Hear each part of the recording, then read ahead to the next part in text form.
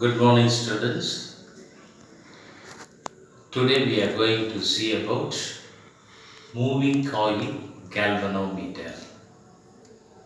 So, moving coil galvanometer, it is a device which is used to detect the flow of current in an electrical circuit. Moving coil galvanometer is based on the principle of a rectangular coil, current carrying coil, kept in a magnetic field experience a torque. So last class we have seen when a current carrying coil is kept in the magnetic field, it will experience a torque. The torque experienced by the coil is given by tau is equal to NAB sin theta. So when a current carrying coil is kept in the magnetic field, it will experience a torque. So next we are going to see the construction of moving coil galvanometer. For detailed diagram you refer to the book.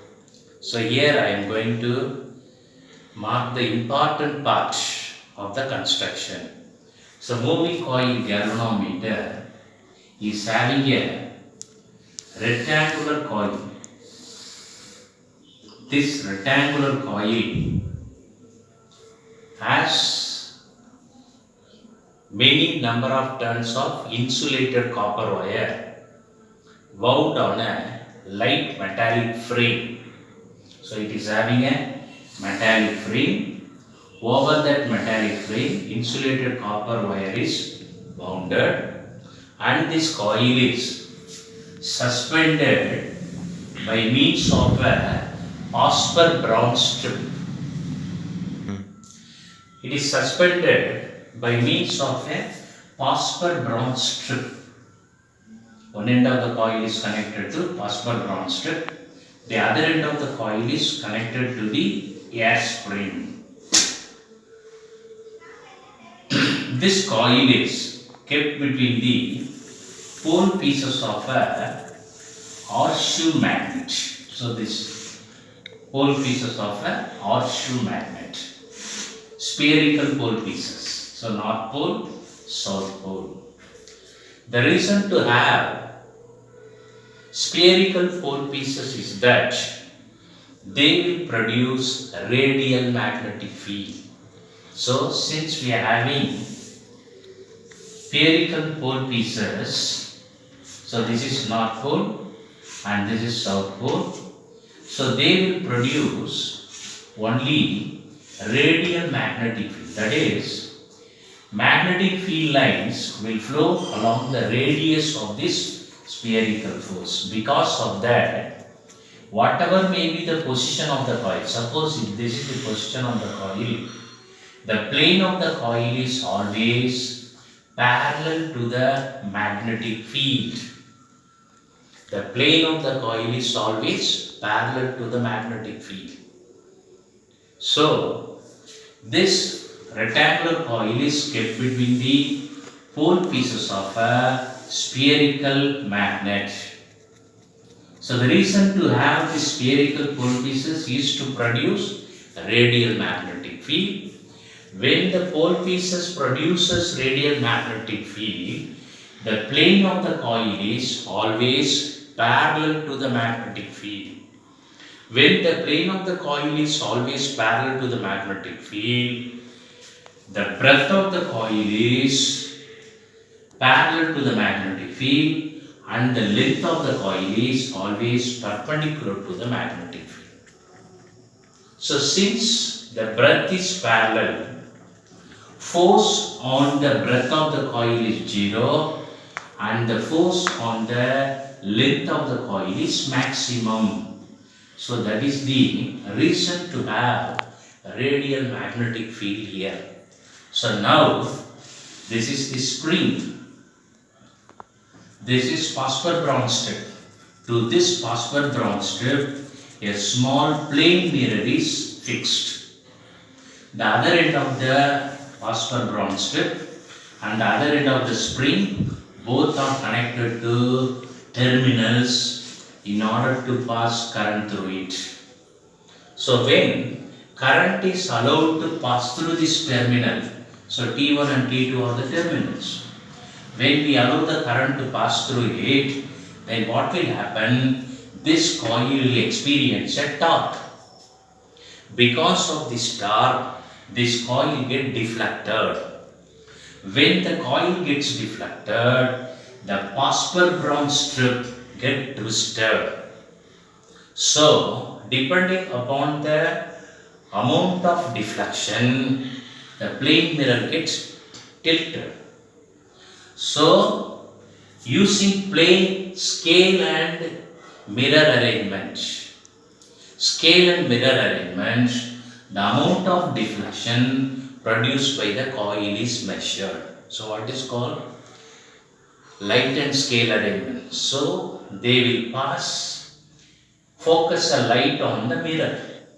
When light is meant to fall on the mirror, from the mirror the light gets deflected. The reflected light from the mirror is meant to fall on a scale. So the scale is marked in degrees. Amount of deflection depends upon the deflection produced by the coil. So from the position of the reflected light, the amount of deflection made by the coil is measured. This is called as light and scale arrangement. So this is the construction of moving coil galvanometer. So in a moving coil galvanometer, there is a rectangular coil. This rectangular coil is having large number of insulated copper wire. It is suspended between the pole pieces of a horseshoe magnet. Horseshoe magnet produces radial magnetic field. Due to this radial magnetic field, the plane of the coil is always parallel to the magnetic field. Since the plane of the coil is parallel, the breadth of the coil experiences no force, but the length of the coil experiences maximum force. A light cylinder is symmetrically fixed inside the coil. So, this is the construction of moving coil galvanometer. Now we are going to see the theory part. Let this coil be represented by PQRS. Let L be the length and B be the breadth. Since the breadth of the coil is parallel to the magnetic field, no force is acting on the breadth. The length of the coil is always perpendicular to the magnetic field. So it will experience maximum torque. So the maximum torque experienced by single loop of the coil is given by BIA. If the coil is having N turns, then the torque experienced by the coil is NBIA. This is the maximum torque experienced by the coil. Whatever may be the position of the coil will always experience maximum torque. This is possible because of the radial magnetic field. So when the coil gets twisted, at the same time an opposing couple is produced in the spring. This opposing couple produced in the spring will bring back the coil to its original position. So the opposing couple is also called as restoring torque. Restoring torque. The moment of restoring torque is proportional to theta, or restoring torque is equal to K into theta. This K is called as couple per unit twist. Couple per unit twist is nothing but the couple of force required to produce a deflection of 1 radian. So couple per unit twist. Here Pasper-Brown strip is selected because Pasper-Brown strip is having low couple per unit twist. At the in equilibrium, this deflecting couple and the restoring couple are equal. So when we substitute it, we will have NBIA is equal to K theta, or I is equal to K by NAB into theta. This K by NAB is a constant. It can be replaced by G. So we will have I is equal to G theta. This G is called as galvanometer constant or reduction factor. So we see that deflection produced in the galvanometer is directly proportional to the current through the galvanometer. So next we are going to see figure of merit. What is called figure of merit? Figure of merit of a galvanometer is nothing but the amount of current required to produce a unit scale deflection. That is called as figure of merit. Next we are going to see sensitivity of a galvanometer. A galvanometer is said to be more sensitive if it produces large deflection even for a small amount of current flows through the galvanometer. So, a galvanometer is said to be more sensitive if it produces large amount of deflection even for a small amount of current flows through the galvanometer. So here we are going to see current sensitivity and voltage sensitivity. So current sensitivity of a galvanometer. Current sensitivity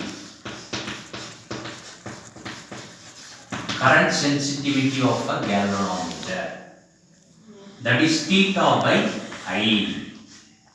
This is called as current sensitivity of the galvanometer. Now theta by I, in a galvanometer, theta by I is given by, the definition for expression for galvanometer, I is equal to K by NAB into theta. Therefore, theta by I is equal to N theta by I. So, we will have theta by I is equal to N A B by K. This is defined as current sensitivity of a galvanometer. So, I can write IS is equal to 1 by G. So, this is the expression for current sensitivity of a galvanometer. So, it is inversely proportional to the galvanometer constant. So, what are the ways to increase the current sensitivity of the galvanometer? So, current sensitivity is increased by increasing the number of turns. It is increased by increasing area enclosed by the coil. Current sensitivity is increased by increasing magnetic field, and it is increased by decreasing couple per unit twist. So, these are the ways to increase the current sensitivity of the galvanometer. So, current sensitivity is increased by increasing the number of turns, increasing the area enclosed by the coil, increasing the magnetic field produced by the horseshoe magnet, and by decreasing the couple per unit twist. Next, we are going to see voltage sensitivity of the galvanometer. Voltage sensitivity of the galvanometer. Voltage sensitivity of a galvanometer is defined by theta by V. Vs is equal to theta by, that is equal to theta by I into galvanometer resistance Ig, that is equal to N, or we can if you register galvanometer resistance as Rg, that is equal to NAB by K into Rg. That is equal to, NAB by IS by Rg. So this is defined as the voltage sensitivity of the galvanometer. Voltage sensitivity is increased by increasing the number of turns, area enclosed by the coil, then number of turns, area enclosed by the coil, by increasing magnetic field, by decreasing couple per unit test, by decreasing the resistance suffered by the galvanometer. So these are the ways to increase the voltage sensitivity of the galvanometer.